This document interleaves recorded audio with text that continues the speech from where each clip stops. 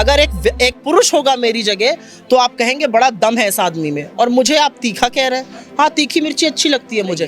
और ये वचन पत्र ऐसी वादों से भरा है जो हमने अपने बाकी राज्यों में पूरे करके दिखाए हैं, चाहे वो राजस्थान हो, चाहे छत्तीसगढ़ हो, चाहे हिमाचल हो, चाहे कर्नाटका हो। मुझे लगता है कि 230 सीटों में कहीं ना कहीं तो विवाद होना भी चाहिए। इतना तो लोकतंत्र हम जीवित रखते हैं। हम जबरदस्ती सीनियर लीडर्स को ये कहकर नहीं भेज देते अब चुनाव लड़ो, और फिर वो आके जनता से कहते हैं हमारा तो मन ही नहीं था जी, हमें तो उड़न खटोले से घूमना था, जबरदस्ती आपके पास भेज दिया गया। हमारे साथ चर्चा करने के लिए मौजूद हैं राष्ट्रीय प्रवक्ता कांग्रेस की सुप्रिया जी। सुप्रिया जी, मेरे सवाल अलग हैं। आपका जो तीखापन है, ये क्या वजह है? क्या कांग्रेस लगातार विपक्ष में है इसलिए आपका तीखापन इतना ज़्यादा है? मैं तीखी हूँ। जिस तरह से आप तीखे जवाब देते हैं, जिस तरह से आप कटाक्ष करते हैं, खासतौर पर पत्रकारों को भी नहीं छोड़ते। तो अगर पत्रकार मुझसे एजेंडा का सवाल पूछेगा जो भारतीय जनता पार्टी चाहती है कि मुझसे पूछा जाए, तो मुझे क्या करना चाहिए? फिसफिसा के हंस दूं?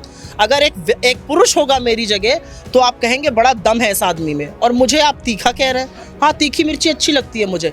गलत को गलत कहने की हिम्मत है मुझ में, और गलत को गलत मैं कहने में यकीन रखती हूँ। निश्चित रूप से मैं आपको टीवी पर कई सारे डिबेट्स पे सुन चुका हूँ। आप बहुत तार्किक बात करते हैं। आपको क्या लगता है कि जो वर्तमान स्थिति है इसमें मध्य प्रदेश में, तो तार्किक बात क्या बनती है कि वाकई कांग्रेस की स्थिति बहुत मजबूत है? मैं उल जलूल की बातें करने में यकीन नहीं रखती हूँ। मुझे लगता है मेरा और व्यूअर्स का सबका टाइम बर्बाद है वो। मैं तर्क से पढ़ के जाती हूँ, मेरे पास आंकड़े होते हैं, मैं उन साक्ष्यों को प्रस्तुत करके बात करती हूँ। किसी को बुरा लगे मेरी बला से।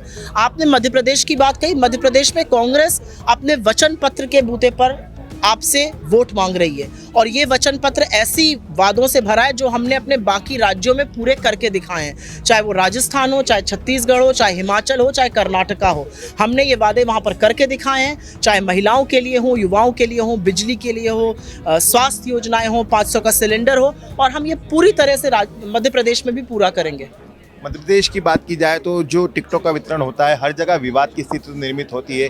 यहाँ पर भी कुछ ना कुछ विवाद की स्थिति निर्मित हुई या डैमेज कंट्रोल कर लिया गया है? मुझे लगता है कि 230 सीटों में कहीं ना कहीं तो विवाद होना भी चाहिए। इतना तो लोकतंत्र हम जीवित रखते हैं। हम जबरदस्ती सीनियर लीडर्स को ये कहकर नहीं भेज देते अब चुनाव लड़ो, और फिर वो आके जनता से कहते हैं हमारा तो मन ही नहीं था जी, हमें तो उड़न खटोले से घूमना था, जबरदस्ती आपके पास भेज दिया गया। मुझे लगता है थोड़ा बहुत विवाद अच्छी बात होती है, जीवित लोकतंत्र का परिचायक है।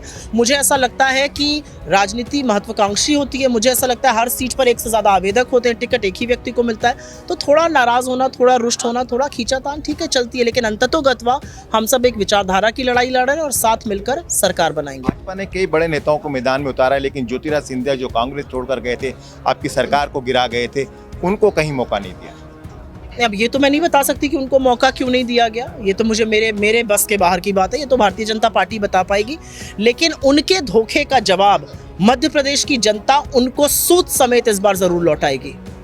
क्या लगता है आपको कि ज्योतिरादित्य सिंधिया के जाने से भाजपा कमजोर हो गई, कांग्रेस मजबूत हुई, क्योंकि एक गुट खत्म हो गया? मुझे ऐसा लगता है कि किसी का आना और किसी का जाना निर्भर करता है इस बात पर कि आपकी विचारधारा की लड़ाई कौन कितनी प्रबलता से लड़ रहा है।